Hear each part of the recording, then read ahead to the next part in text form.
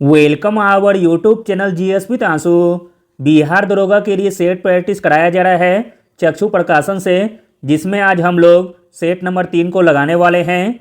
इसमें सारे के सारे प्रश्न बहुत ही सिलेक्टेड दिए गए हैं जो आपके एग्जाम में आने की पूरी संभावना है, इसलिए वीडियो को लास्ट तक जरूर देखें। स्टार्ट करने से पहले आप लोगों से एक ही रिक्वेस्ट है, प्लीज़ वीडियो को लाइक और किसी भी एक ग्रुप में शेयर जरूर कर दीजिएगा।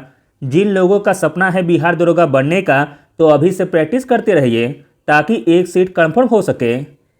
चलिए शुरू करते हैं। पहला प्रश्न है, राष्ट्रीय ध्वज कब अपनाया गया? राष्ट्रीय ध्वज अपनाया गया था 22 जुलाई 1947 को। अगला प्रश्न है, इनमें से कौन सी नदी अरब सागर में मिलती है? अरब सागर में मिलती है सिंधु नदी, ऑप्शन नंबर ए। अगला प्रश्न देखते हैं, इंपॉर्टेंट प्रश्न है, निम्नलिखित में से कौन सी भारत की गैर संवैधानिक संस्था थी? भारत की गैर संवैधानिक संस्था थी राज्य मानवाधिकार आयोग, ऑप्शन नंबर बी। अगला प्रश्न है, इनमें से कौन उड़ीसा की पारंपरिक चित्रकारी है? उड़ीसा की पारंपरिक चित्रकारी है पटचित्र, ऑप्शन नंबर बी। अगला प्रश्न देखते हैं, इनमें से कौन रिजर्व बैंक का गवर्नर नहीं रहा? रिजर्व बैंक का गवर्नर नहीं रहा वह थे Sunil Arora, option number B. जबकि मनमोहन सिंह, उर्जित पटेल तथा रघुराम राजन, यह तीनों रिजर्व बैंक के गवर्नर रह चुके हैं। अगला प्रश्न है, इनमें से कौन बाणभट्ट द्वारा लिखित प्राचीन पुस्तक है? बाणभट्ट के द्वारा लिखित प्राचीन पुस्तक है कादम्बरी, ऑप्शन नंबर ए। अगला प्रश्न देखते हैं, इनमें से पारसी नव वर्ष को किस नाम से जानते हैं? पारसी नव वर्ष को हम जानते हैं नवरोज के नाम से, ऑप्शन नंबर बी। अगला प्रश्न है, वॉर एंड पीस पुस्तक किसके द्वारा लिखी गई है?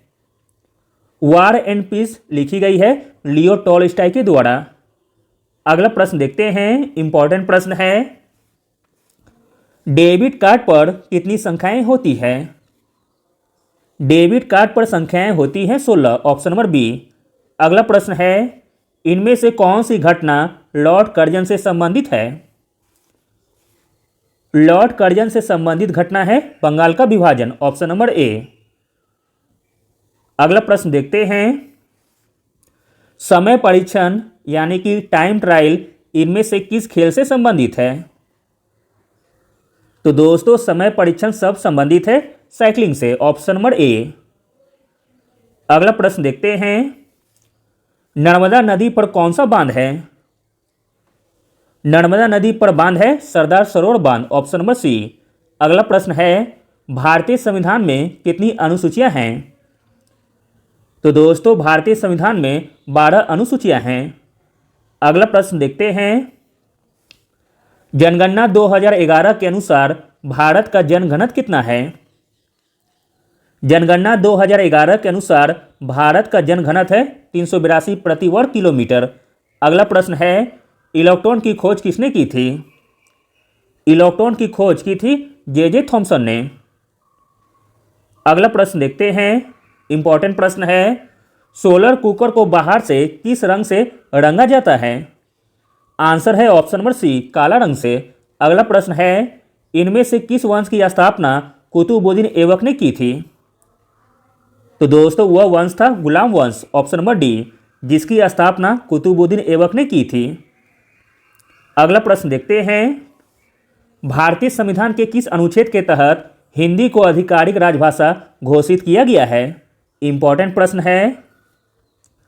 तो दोस्तों, भारतीय संविधान के अनुच्छेद 343 के तहत हिंदी को आधिकारिक राजभाषा घोषित किया गया है। अगला प्रश्न देखते हैं, सिखों के 5वें गुरु कौन थे? सिखों के 5वें गुरु थे गुरु अर्जुन देव। अगला प्रश्न देखते हैं, इनमें से किस राशि का ईसाई मात्रक का नाम बर्लेज पास्कल के नाम पर है? तो दोस्तों, वह राशि है दाब, ऑप्शन नंबर बी।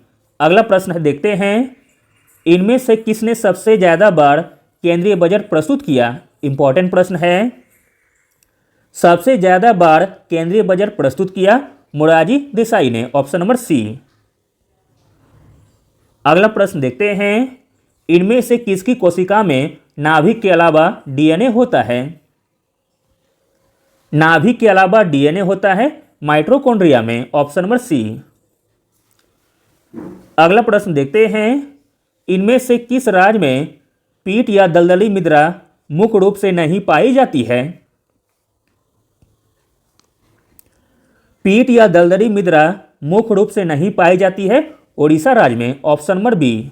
अगला प्रश्न है, जल में उपस्थित किस तत्व के कारण कैंसर हो सकता है? तो दोस्तों वह तत्व है आर्सेनिक, ऑप्शन नंबर ए। अगला प्रश्न देखते हैं, इनमें से प्रोटीन की कमी से कौन सा रोग होता है?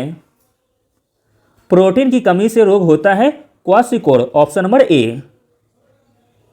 अगला प्रश्न देखते हैं, जलवायु परिवर्तन और विश्वव्यापी तापक्रम वृद्धि पैदा करती है? आंसर है option number D, carbon dioxide. अगला प्रश्न देखते हैं, कौन से जलवायु कटिबंध में वर्षा कम, अति अस्थिर और अविश्वसनीय होती है? तो दोस्तों वह जलवायु कटिबंध है मध्य अक्षांश पश्चिमी महाद्वीप, ऑप्शन नंबर ए। अगला प्रश्न देखते हैं, रासायनिक अपक्षय से सामान्यतः डैश मृदा पैदा होती है? रासायनिक अपक्षय से सामान्यतः परिष्कृत मृदा पैदा होती है, ऑप्शन नंबर सी। अगला प्रश्न देखते हैं, सबसे अधिक सदस्य राज्यसभा में किस राज्य में है? सबसे अधिक सदस्य राज्यसभा में है उत्तर प्रदेश से, ऑप्शन नंबर ए।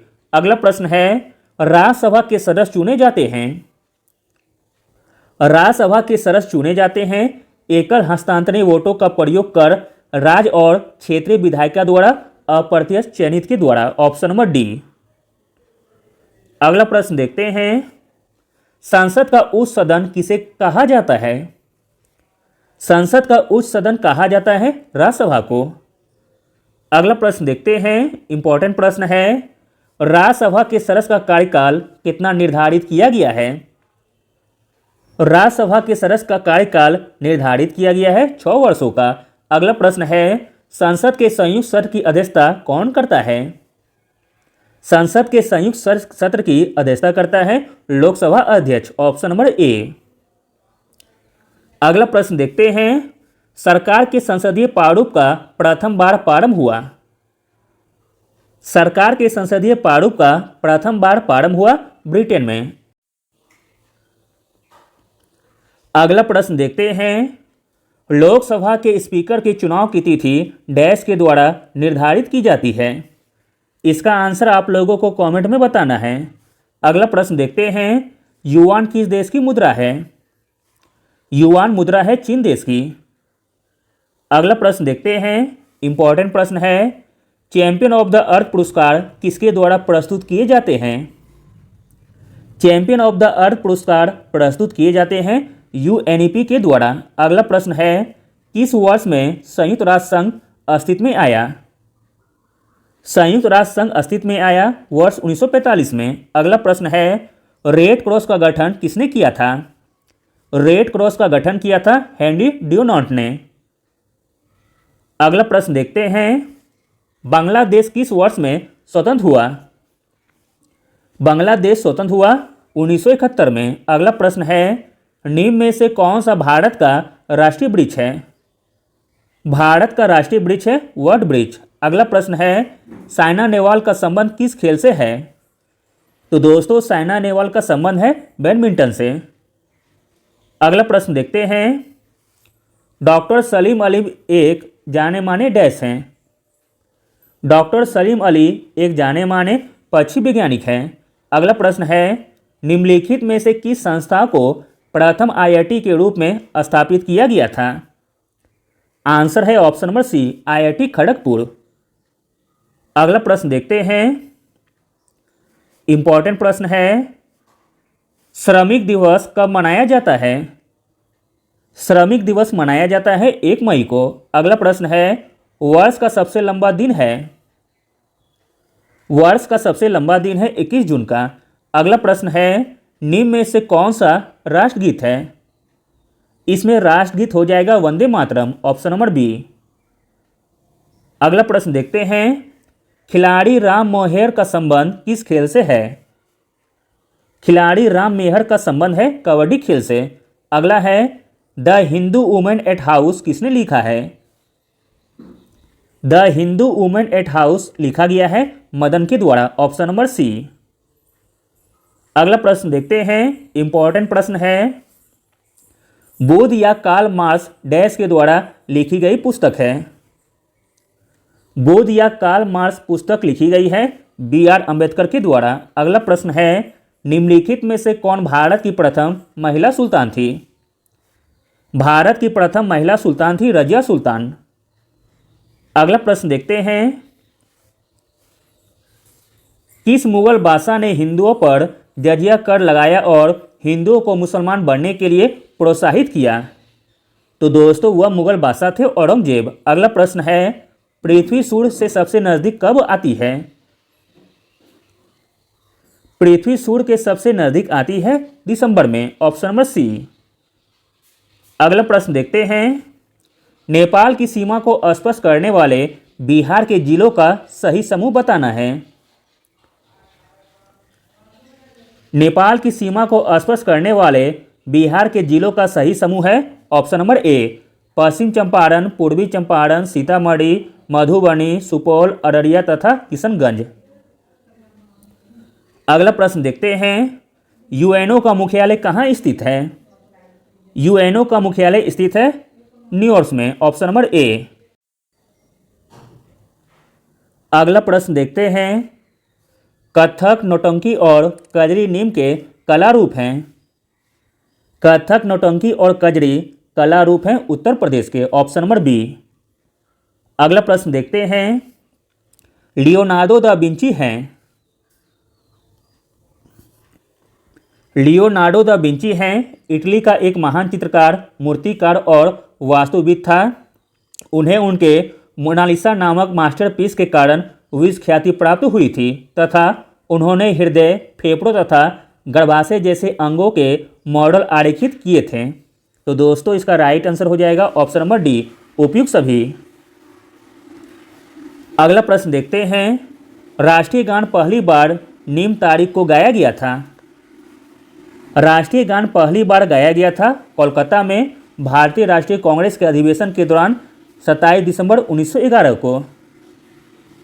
अगला प्रश्न देखते हैं, रथ यात्रा यह प्रसिद्ध त्यौहार मनाया जाता है? रथ यात्रा यह प्रसिद्ध त्यौहार मनाया जाता है ओडिशा में। अगला प्रश्न है, 92 संविधान संशोधन के समय कितनी नई भाषाएं संविधान की 8वीं अनुसूची में जोड़ी गई थी? आंसर है ऑप्शन नंबर सी, 4 भाषाएं को। अगला प्रश्न देखते हैं, प्रसिद्ध बौद्ध सारिपुत्र का जन्म हुआ था? प्रसिद्ध बौद्ध सारिपुत्र का जन्म हुआ था नालंदा में। अगला प्रश्न है, चिपको आंदोलन निम्न के साथ जुड़ा है? चिपको आंदोलन जुड़ा हुआ है ब्रिज के साथ।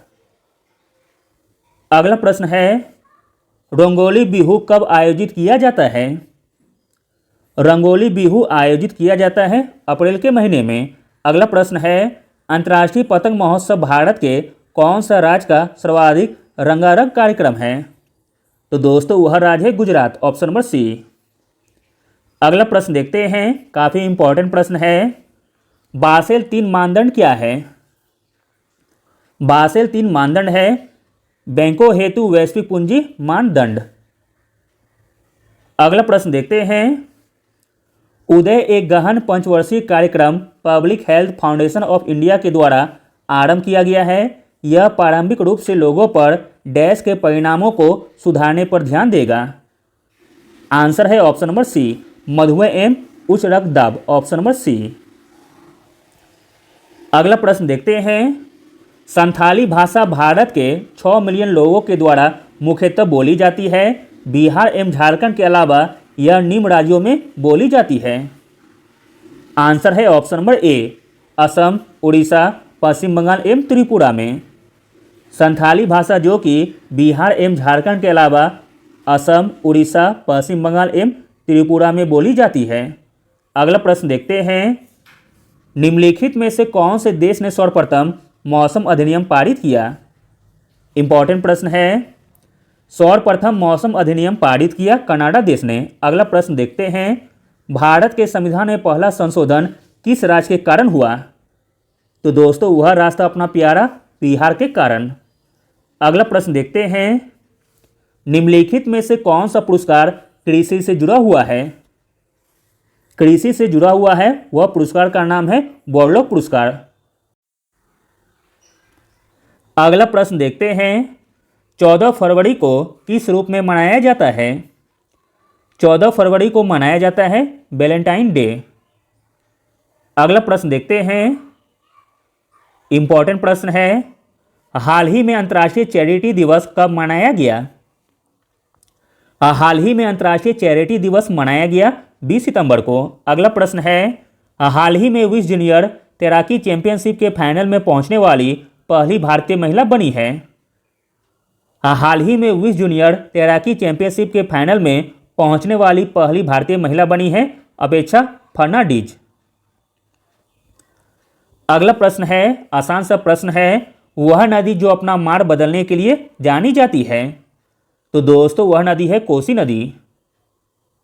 अगला प्रश्न देखते हैं, बिहार में जूट का सर्वाधिक उत्पादन कहाँ होता है? बिहार में जूट का सर्वाधिक उत्पादन होता है पूर्णिया तथा कटिहार जिले में। अगला प्रश्न है, वर्ष 1946 के चुनाव में बिहार विधानसभा के 152 स्थानों पर कांग्रेस को कितनी सीटें प्राप्त हुई? आंसर है ऑप्शन नंबर सी, 98 सीटें। अगला प्रश्न देखते हैं, इंपॉर्टेंट प्रश्न है, बिहार में 1857 ईस्वी के विद्रोह के प्रारंभ होने के समय पटना का आयुक्त या कमिश्नर कौन था? बिहार में 1857 के विद्रोह के प्रारंभ होने के समय पटना का आयुक्त या कमिश्नर था विलियम टेलर। अगला प्रश्न है, बिहार के किस जिले में कुशेश्वर पश्चिम बिहार स्थित है? कुशेश्वर पश्चिम बिहार स्थित है दरभंगा जिले में। अगला प्रश्न देखते हैं, श्वसन जड़ें किस पौधों में पाई जाती है? श्वसन जड़ें पाई जाती है राइजोफोरा में। अगला प्रश्न है, राष्ट्रीय धातु कर्म प्रयोगशाला कहाँ स्थित है? राष्ट्रीय धातु कर्म प्रयोगशाला स्थित है जमशेदपुर में। अगला प्रश्न देखते हैं, मूलभूत कण है? मूलभूत कण है अपरमाणुक कण, ऑप्शन नंबर सी। अगला है, समान अणुओं के बीच परस्पर आकर्षण कहलाता है? समान अणुओं के बीच परस्पर आकर्षण कहलाता है सहसंजन, ऑप्शन नंबर बी। अगला प्रश्न देखते हैं, कौन कौन से विद्वान राजनीति को विज्ञान की श्रेणी में रखते हैं? आंसर है ऑप्शन नंबर डी, यह सभी, यानी कि बर्नार्डाइसा, मॉन्टेस्क्यू तथा हॉब्स। अगला प्रश्न देखते हैं, निम्नलिखित में से कौन सा युग्म गुणित अनुपात के नियम को दर्शाता है? गुणित अनुपात के नियम को दर्शाता है SO2 तथा SO3। अगला है, गौतम बुद्ध का जन्म डैश में हुआ था? गौतम बुद्ध का जन्म हुआ था लुम्बिनी में। अगला प्रश्न देखते हैं, किसी अणु की अनुनादी संरचनाओं में नहीं होनी चाहिए? किसी अणु की अनुनादी संरचनाओं में नहीं होनी चाहिए अयुग्मित इलेक्ट्रॉनों की भिन्न संख्या। अगला प्रश्न है, द्विनामकरण पद्धति को किसने प्रतिपादित किया था? द्विनामकरण पद्धति को प्रतिपादित किया था कैरोलस लिनियस ने। अगला प्रश्न है, भारत द्वारा छोड़े गए प्रथम उपग्रह का क्या नाम था? आंसर है ऑप्शन नंबर ए, आर्यभट्ट। अगला प्रश्न देखते हैं, किस वर्ष भारतीय अंतरिक्ष अनुसंधान संगठन यानी कि इसरो की स्थापना की गई थी? तो दोस्तों इसरो की स्थापना की गई थी 1969 ईस्वी में। अगला प्रश्न देखते हैं, ध्रुवीय क्षेत्र में भूमध्य रेखा की ओर जाने पर पौधे और पशु जातियों की विविधता डैश है? ध्रुवीय क्षेत्र में भूमध्य रेखा की ओर जाने पर पौधों और पशु प्रजातियों की विविधता बढ़ती है, ऑप्शन नंबर ए। अगला प्रश्न देखते हैं, बिहार का सबसे पुराना कृषि विश्वविद्यालय है? बिहार का सबसे पुराना कृषि विश्वविद्यालय है पूसा का समस्तीपुर। अगला प्रश्न है, मानव हड्डी का मुख्य घटक क्या है? मानव हड्डी का मुख्य घटक है कैल्शियम। अगला प्रश्न देखते हैं, किसने पुस्तक वार एंड पीस लिखी है? पुस्तक वॉर एंड पीस लिखी गई है काउंट लियो टॉल्स्टॉय के द्वारा। अगला प्रश्न है भारत ने हॉकी में अपना पहला ओलंपिक मेडल कब जीता था? आंसर है ऑप्शन नंबर ए 1928 में। अगला प्रश्न देखते हैं हाल ही में CAP EAWS पोर्टल किसने लॉन्च किया है? आंसर है ऑप्शन नंबर ए अमित शाह ने। अगला प्रश्न है हाल ही में कनाडा के मरखम शहर में एक सड़क का नाम किस भारतीय संगीतकार के नाम पर रखा गया है? हाल ही में कनाडा के मरखम शहर में एक सड़क का नाम जिस भारतीय संगीतकार के नाम पर रखा गया है वह संगीतकार का नाम है AR रहमान। अगला प्रश्न देखते हैं हाल ही में resource efficiency and circular economy in mineral and matter sector पर अंतर्राष्ट्रीय सम्मेलन कहाँ आयोजित किया गया? आंसर है ऑप्शन नंबर ए नई दिल्ली में। अगला प्रश्न देखते हैं हाल ही में खबरों में रहा अल्ची फ्रीडम शील्ड क्या है? हाल ही में खबरों में रहा अल्ची फ्रीडम शील्ड है सैन्य अभ्यास, ऑप्शन नंबर डी। अगला प्रश्न देखते हैं हाल ही में ग्लोबल नेविगेशन सैटेलाइट सिस्टम आधारित टोलिंग पर कार्यशाला का आयोजन किस देश ने दिया है? तो दोस्तों वह देश है डेनमार्क, ऑप्शन नंबर डी। अगला और अंतिम प्रश्न देखते हैं इंपॉर्टेंट प्रश्न है हाल ही में गगन प्रणाली को भारतीय विमानपत्तनम प्राधिकरण और किस संस्था के द्वारा विकसित किया गया है? इंपॉर्टेंट प्रश्न है हाल ही में गगन प्रणाली को भारतीय विमानपत्तनम प्राधिकरण और इसरो संस्था के द्वारा विकसित किया गया है। Thank you.